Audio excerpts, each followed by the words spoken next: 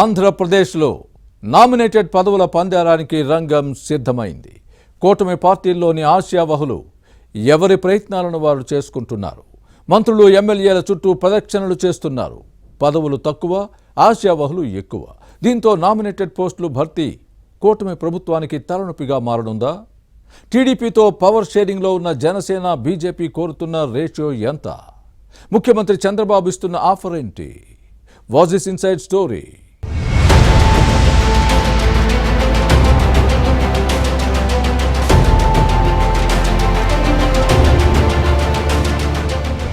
ఆంధ్రప్రదేశ్లో నామినేటెడ్ పోస్టుల భర్తీకి రంగం సిద్ధమవుతోంది. ఈ అంశం ముఖ్యమంత్రి చంద్రబాబు చేస్తున్న కసరత్తు తుది దశకు చేరింది. త్వరలో తొలి విడత భర్తీని ప్రభుత్వం చేపట్టనుంది. టీడీపీతో పవర్ షేరింగ్లో జనసేన, బీజేపీకి కూడా సముచిత స్థానం కల్పించే అవకాశం ఉంది. ఎన్నికల్లో పొత్తు, సీట్ల సర్దుబాటు అన్నీ సవ్యంగా జరిగాయి. ఎన్నికల్లో ఓట్ల బదిలీ బాగానే జరిగింది. కూటమి సూపర్ విక్టరీ తర్వాత కేబినెట్ స్థానాలు, శాఖల కేటాయింపు వరకు అంతా సవ్యంగా సాగిపోయింది. ఇక ఇప్పుడు నామినేటెడ్ పదవుల వంతు వచ్చింది. తెలుగుదేశంకు 60, మిత్రపక్షాలకు 40 రేషియోలో పంచే అవకాశం ఉందని ఎన్డీఏ సర్కిల్స్లో టాక్ నడుస్తోంది. జనసేనకు 30%, బీజేపీకి 10% పదవులు కావాలని కోరుతున్నాయట.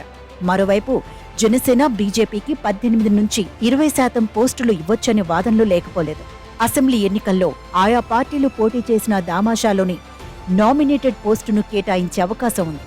క్యాడర్ పనితీరు, సమర్థ, అంకిత భావం వంటి అంశాల ప్రాతిపదికన నామినేటెడ్ పదవులు ఇచ్చే అవకాశం ఉంది.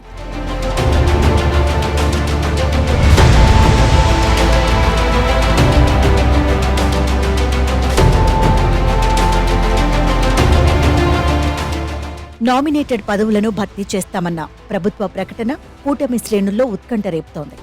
ఉమ్మడి కర్నూలు జిల్లా మాజీ మంత్రులు, మాజీ ఎంపీలు, ఎన్నికల్లో టికెట్ ఆశించి భంగపడ్డ నేతలు ఆశలు పెట్టుకున్నారు. అలాగే రాష్ట్ర, జిల్లా స్థాయి నాయకులు కూడా పదవులను ఆశిస్తున్నారు. వీరిలో కొందరు జిల్లా మంత్రులు, ఎమ్మెల్యేలు, టీడీపీ ముఖ్య నేతల చుట్టూ ప్రదక్షిణలు చేస్తున్నారు. మరికొందరైతే ఏకంగా విజయవాడలోనే మకాం వేసి సైలెంట్గా పావులు కదుపుతున్నారు. ఇక బీజేపీ, జనసేన క్యాడర్ తమ తమ నేతలకు వినతులు ఇచ్చారు. అసెంబ్లీ ఎన్నికల్లో కూటమి అభ్యర్థుల గెలుపు కోసం కృషి చేసిన తమను గుర్తించాలని కోరుతున్నారు. మొదటి నుంచి పార్టీని నమ్ముకున్న నేతలతో పాటు ఎన్నికల ముందు, తర్వాత వైసీపీ నుంచి టీడీపీ తీర్థం పుచ్చుకున్న నేతలు నామినేటెడ్ పోస్టుల కోసం ఎదురుచూస్తున్నారు.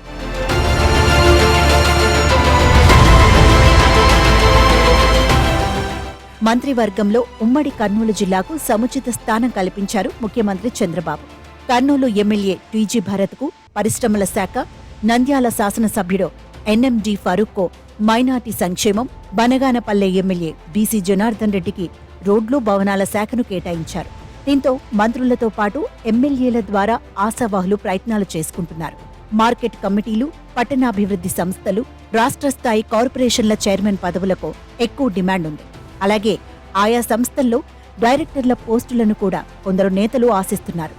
ముఖ్యమైన దేవాలయాల ట్రస్ట్ బోర్డుల చైర్మన్లు, పాలకవర్గ సభ్యుల పదవులకు కూడా పోటీ ఎక్కువగానే ఉంది.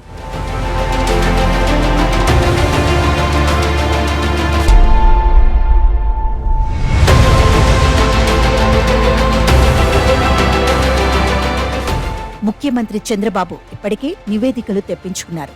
పార్టీ ప్రతిపక్షంలో ఉండగా ఎవరు కష్టపడ్డారు, తెలుగుదేశం కార్యక్రమాలను సక్సెస్ చేసిందెవరు, ఎన్నికల్లో పార్టీ అభ్యర్థుల గెలుపు కోసం కమిట్మెంట్తో పనిచేసిందెవరు వంటి అంశాలపై సమాచారం సేకరించారు.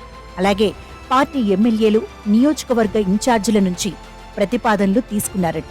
కూటమి ప్రభుత్వంలో భాగస్వాములుగా ఉన్న జనసేన, బీజేపీ నేతలతోనూ చర్చించి వారి సలహాలు, సూచనలు తీసుకున్నారని రాజకీయ వర్గాల్లో వినిపిస్తోంది. సమర్థతకు మొదటి ప్రాధాన్యత ఇస్తూ సోషల్, రీజనల్ ఈక్వేషన్స్ ను పరిగణలోకి తీసుకుని నామినేటెడ్ పోస్టులను భర్తీ చేసే ఛాన్స్ ఉంది. గ్రామ, మండలం, రాష్ట్ర స్థాయి పోస్టుల వరకు ఇదే సూత్రాన్ని ఫాలో అయ్యే అవకాశం ఉంది. పోస్టులు తక్కువ, ఆశావహులు ఎక్కువగా ఉన్నారు. దీంతో సర్దుబాటు చేయడం ఆయా పార్టీల అధినేతకు కత్తిమీద సాములా మారనుంది. ఈ అంశం ఏ కొలిక్కి వస్తుందో త్వరలోనే తేలనుంది.